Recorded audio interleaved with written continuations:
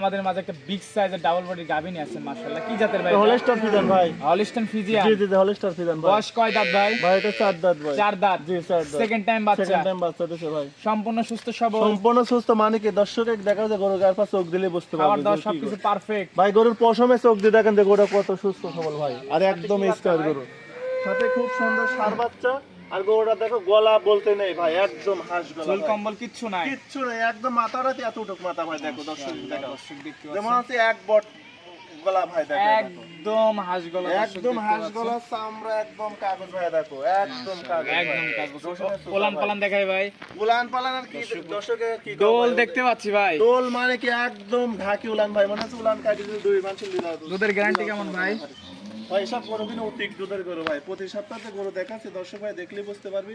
যে কোনো দর্শক ভাই নিলে পারে এগুলো 30 লিটার দুধের গ্যারান্টি ভাই। 30 লিটার দুধের 30 গ্যারান্টি। লিটার দুধ আমার বাসায় 7 দিন থাকে দোয়ালিবে ভাই। ভাই আমার দর্শক কিন্তু দহন করে বুঝে নিবে ভাই খালি মুখ দিয়ে বললে হবে না, গরুর ভিতরে দুধ দিবে ভাই। দর্শকের দেখো যে কোন গরু 30 লিটারই গরু ভাই, দেখলেই বুঝতে আর পারবে। এক বিদ্যা হলে তো ওলান মাটির ঠেকবে ভাই। ভাই এইসব অতিক দুধের গরু ভাই। দর্শক ভাই যদি এসব গরু কিস্তির টাকা তুলেও কেনে